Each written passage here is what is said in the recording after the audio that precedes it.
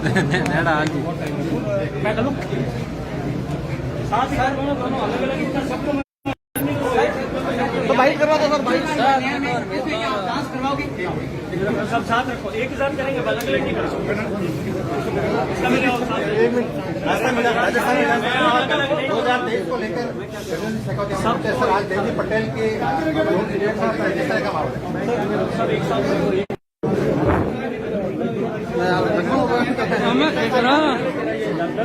अब उसके बाद में जो बोलो भैया थोड़ा कार्यकर्ता स्पेस दो, मीडिया का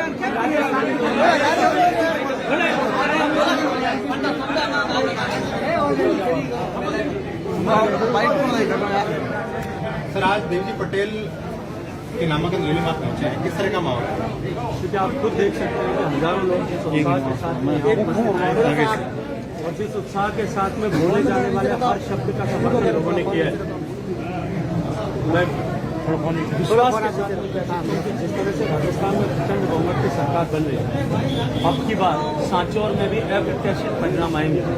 सांचौर के लोग अब की बार जाति के बंधन से ऊपर उठ करके, धर्म के बंधन से ऊपर उठ करके, ऊंच नीच और गरीब अमीर के बंधन से ऊपर उठ करके केवल और केवल एक लक्ष्य, इस सांचौर से भ्रष्टाचार समाप्त करने के लिए, इस सांचौर में सुशासन का राज स्थापित करने के लिए, इस सांचौर के विकास के लिए और नए बने सांचौर जिले को समग्र रूप से विकसित कर सके, इस उद्देश्य के साथ नर्मदा नहर परियोजना के पानी का डिस्ट्रीब्यूशन मैकेनिज्म सही हो सके, इस लक्ष्य को लेकर के जो है सांचौर के लोग मतदान करेंगे। भारतीय जनता पार्टी की सरकार बनेगी और सांचौर का प्रतिनिधि निश्चित रूप से इस सांचौर की समस्याओं का समाधान करने के लिए काम करेंगे। भारतीय जनता पार्टी के दो जो दावेदारी करने वाले लोग थे, आज वो आपके सामने निर्दलीय चुनाव लड़ रहे हैं कि इसका आपको नुकसान होगा? देखिए, भारतीय जनता पार्टी का कार्यकर्ता किसी व्यक्ति का कार्यकर्ता नहीं है, वो विचारधारा के साथ में काम करता है। विचार को पुष्ट करने के लिए एक लक्ष्य को लेकर के काम करता है। क्षणिक आवेश में आकर के कुछ लोग प्रतिक्रिया कर सकते हैं, स्वाभाविक है, लेकिन अंततः धीरे धीरे सभी लोग वापस घर लौटते हैं। आपने देखा होगा पहले दिन जो परिस्थिति थी उससे लेकर के आज जब चुनाव में 15 दिन शेष है तब परिस्थितियां बदल गई और आने वाले 15 दिन में परिस्थितियां पूर्णतः बदलेंगी।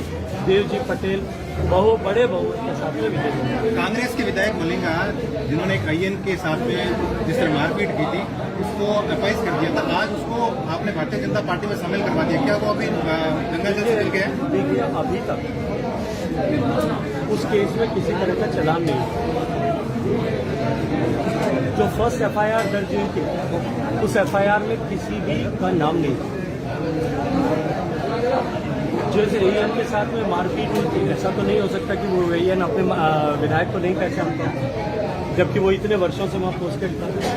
12 घंटे बाद में चीफ मिनिस्टर ऑफिस के इंटरवेंशन के बाद दिन में 1:10 की घटना पे रात में 1:20 पर विधायक का नाम दबाव बनाने के लिए FIR में लिखा जाता है। बाद में उस पर दबाव बनाए रखने के लिए, उसको रोक कर रखने के लिए उस FIR की जांच को रोका हुआ रखा जाता है। जब तक किसी व्यक्ति के खिलाफ में चालान पेश नहीं हुआ तब तक आप उसे अभियुक्त किस तरह से मान सकते हैं? जांच अभी हो जाने दीजिए, जांच के बाद में इन सब विषयों पर निश्चित रूप से बात ईडी के अधिकारी को ऐसे भी नहीं गिरफ्तार करते। मैं इस पर टिप्पणी नहीं करना चाहता, मेरी जानकारी में नहीं है, लेकिन इतना अवश्य है कि ईडी ने राजस्थान में कम से कम भी अब तक 16 किलो सोना भ्रष्ट अधिकारियों से और भ्रष्टाचार के पैसे रखने वाले लोगों से बरामद किए, करोड़ों रुपए बरामद किए। और अभी तो तार जांच कुछ कदम चले और तार कुछ ही लोगों से जुड़े। पूरी जांच जिस दिन होगी, पेपर माफिया का सरगना की गिरफ्तारी के बाद में अंत तक जब जांच पहुंचेगी तो कई लोगों के गिरफ्तार